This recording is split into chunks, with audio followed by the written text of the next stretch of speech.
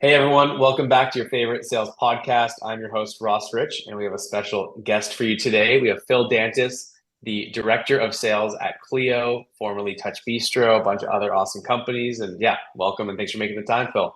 Awesome. Thanks, Ross. Pleasure to be here. Looking forward to this. Big fan of the podcast and happy to share some insight. Awesome. Awesome. Well, before we get into kind of the three tips for operationalizing deal excellence today, maybe a bit about yourself. How did you find your way and stumble your way into sales and revenue leadership? It's a great question. I think, unlike a lot of your guests, like I did not just fall into sales and sales leadership. My dad was the director, actually VP of sales at a consumer technology company called Toshiba. So he Mm, was VP of sales and marketing. Had a long, successful career. Started in the call center, worked his way up to VP. So, growing up at dinner table, I was the one that he would tell me about sales and problems and bringing everyone together and everything that goes along with it. So, kind of like built for this world. But had totally. a small stint, had a little company, and ran that for a few years. And when I closed it down, got into the corporate world, sales was a thing that I had to go into, and passionate about it and loved sales. But one thing I would say is, as soon as I got into sales and started selling, I knew I wanted to be a leader. I knew I wanted to go Mm, into revenue leadership. So I really break it down to three things. First, curiosity. I call it obsession about problems. hmm. Two, is this focus on like being a fixer. Like once I know the problem, I want to be able to fix it. And then last is like the education enablement part about building and teaching. I love about revenue leadership. So that's where I'm today, and that's why. Awesome, awesome. Yeah, it's funny. I feel like for certain people, it's the thrill of the hunt and the deal that they're Yes, passionate about, and for other people, it's the people side of things. And 100%. it sounds like, yeah, for you, it's kind of an instant, yes, it's the people side of things. And then we're going to be talking a little about that and how to set standards for your team. Talk about practice a bit and talk about yeah, inspecting what you expect, which is one of my favorite phrases when Absolutely. it comes to revenue leadership. Um, but yeah, so three things we're going to talk about. First, setting the standards. Second, perfect practice makes perfect. Curious to hear a bit more about that. And then yes, inspecting what you expect. But starting with, I think the right place is setting the standard. What does that mean to you? And why is that so important for sales leaders to set the standard of what great looks like? So I think it's important because as a revenue leader, you need to set the bar, right? It is important that you set the standard, set the bar of what great looks like. And when you do that, there's again, it's really tough because there's 100 different things that you have to set the bar for. But once you Mm, set the bar, I think it really relates to focus, right? And I relate to a couple different things. But when you think about setting the bar, first and foremost, as you're scaling an organization, you have to decrease that learning curve. And when you take the guesswork out of what does great look like, you allow teams to focus and really get to that bar, that first line or hmm. that finish line. And remember, Yeah, when I say set the bar, that doesn't mean that it stops with you. It's an evolving, breathing document that can grow and evolve as you grow the company. But you have your job at first is to set that priority. hmm. Second is you improve accountability. When things are black and white, in my opinion, there's a yes or no answer to that. And when you're able to set that bar, you're able to say, hey, can we get the team here? Can we get them doing Yeah, this? Can they follow this yeah. process? I think it allows that to come to fruition. And then the last bit is, you start off with 2 reps to 5 reps to 10 to 200. When you think about repeatable processes, you don't want a chaotic scene.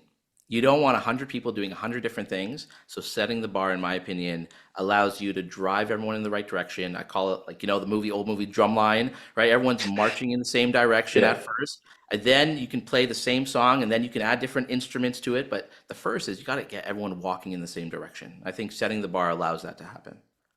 totally. And maybe really tactically, what does that look like in your experience of the right way? Like, what's the artifact? What are the meetings? Like, how do you make this really clear for your team to understand? Perfect. So, you can think about it in a few different ways, but, for the most simplistic standpoint is what are the call tracks and what is a day in the life? And I look at it in two frames.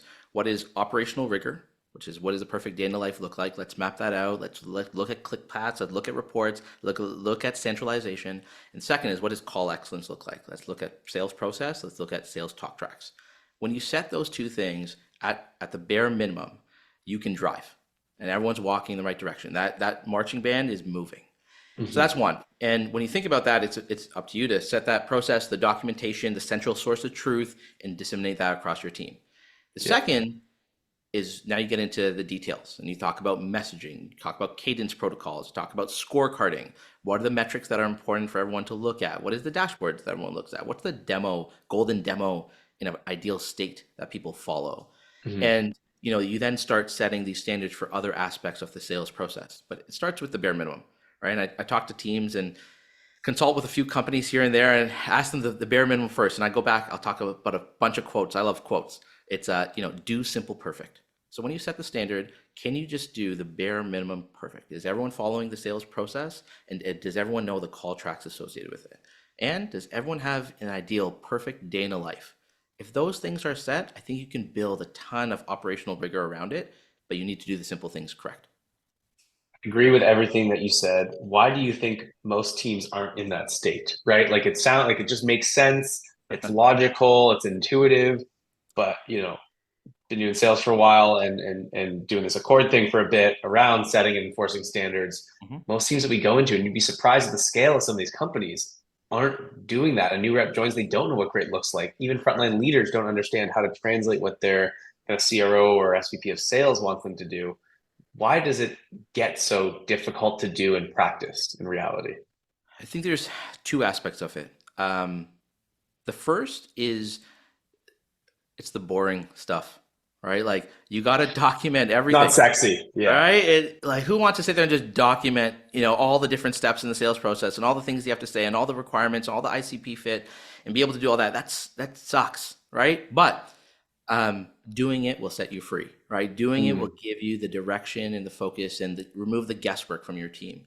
So that's hard. So first you have to go through the grunt work to get it done. The second part, which I think is which is relating to like why I think a lot of teams hurt to scale, is the discipline in making sure that it's a priority. Right? I go back to quotes like Mike Tyson said, discipline is doing something you hate, but doing it like you love it.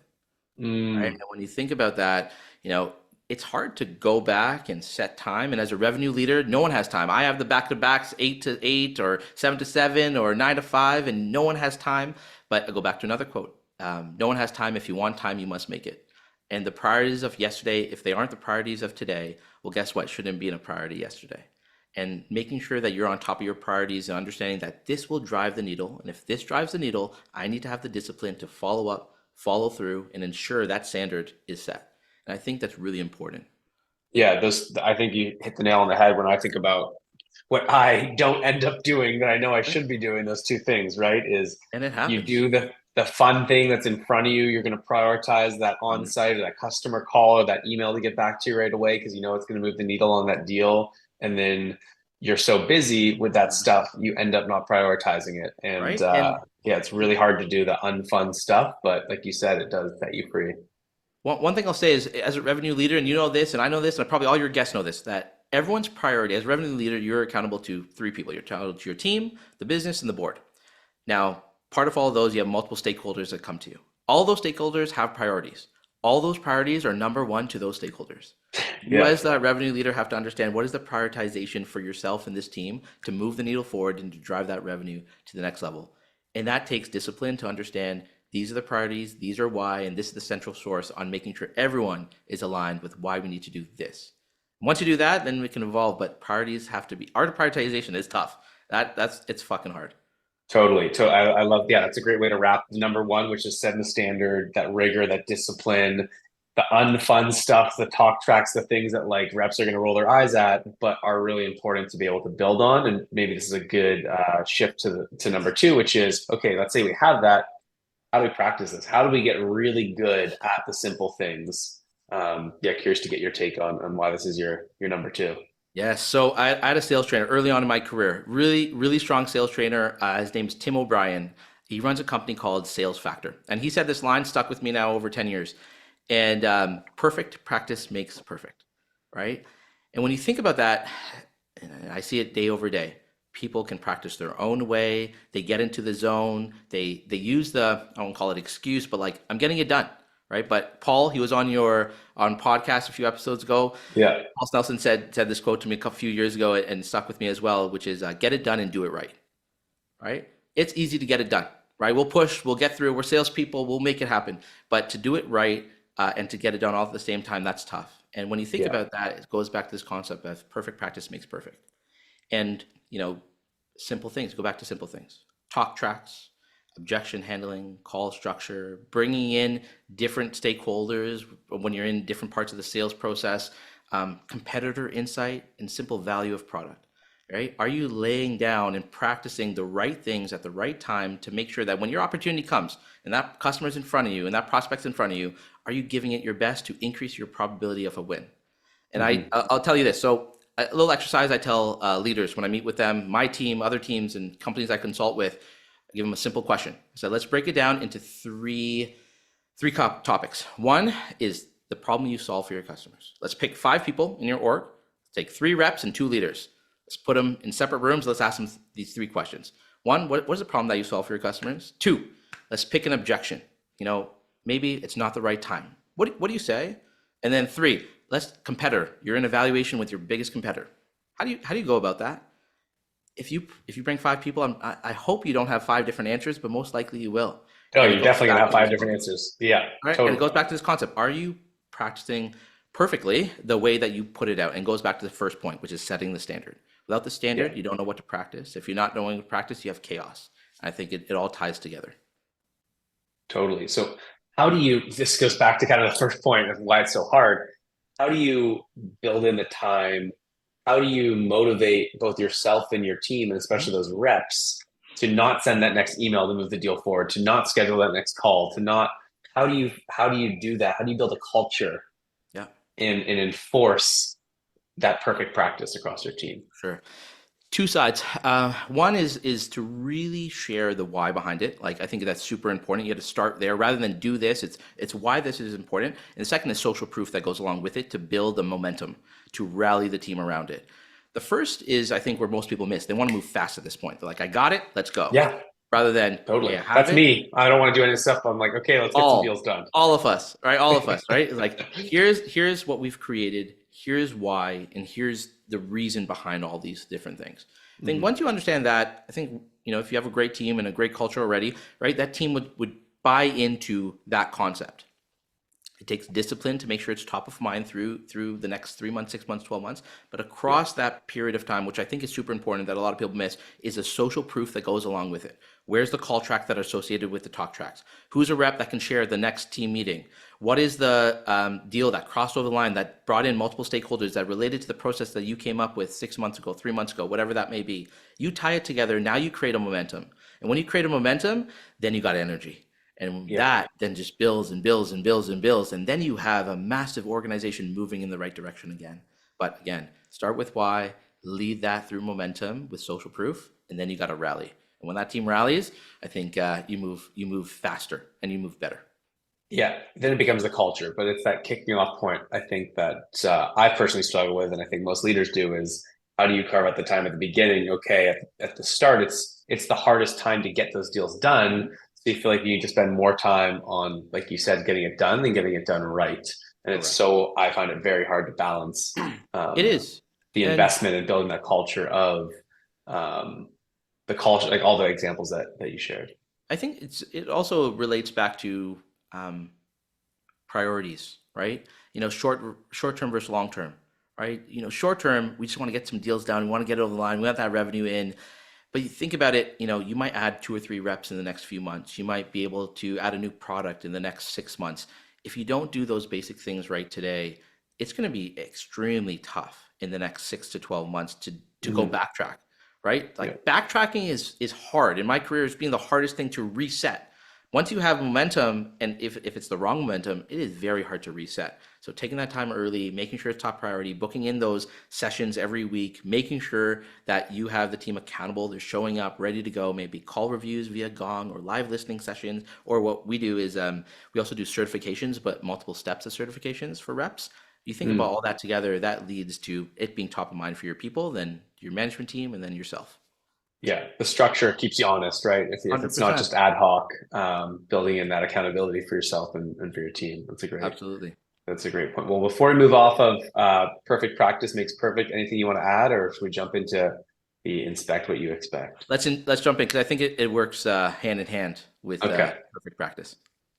Got it. So, I mean, the the quote I love. It's easy to remember. I still don't think this is another thing like that leaders do every day. It's something I struggle with. Yes, I have these great gong recordings. I have like 7 tabs up, and I'm like, Yep. shit, I need to listen to these ones. Like, this is a good call. I want to coach on this, or I want to find out what happens here. And inevitably, you don't have enough hours in the day. How do you think about operationalizing that inspection and supporting the team? Yes. So it goes back to the short-term, long-term thinking, right? When you think about it, inspect what you expect.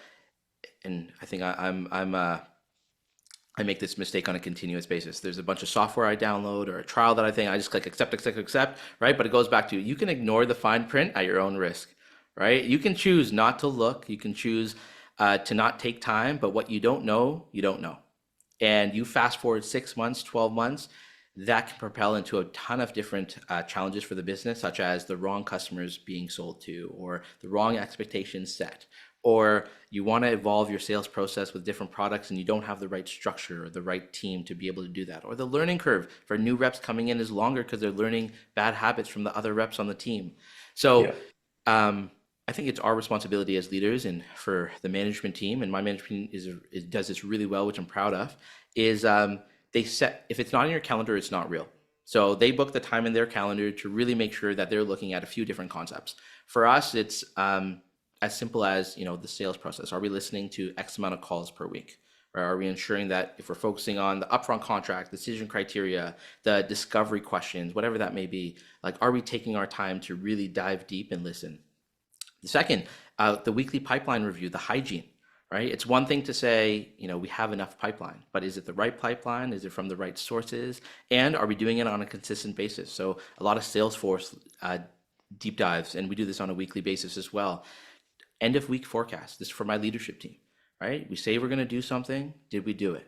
Where was the gaps? And that allows us to then look at trends and get ahead of things rather than being reactive or proactive. But Mhm. making that I guess it's intentional when you look at inspecting, right? You have to have a purpose. You have to do it with intention, and you got to make sure that you do it on a consistent basis because when your eyes off the ball, the devil's in the details, and you might not know that it's there. Totally. So, what do you think the most important things are for either frontline leaders or second line leaders to be inspecting? Right. A lot of people look at activity. A lot of people look at, pipeline changes, key deals. What have you found to be, if you were to only have one or two things to look Ooh. at across the team, what do you think like moves the needle the most? Is the 80/20 there? I go back to pipeline. Pipeline is lifeline, right? So when I look at pipeline, I look at two aspects of pipeline. One, do we have the right amount of pipeline? And two, where's that pipeline going? So I look at deals in that sense.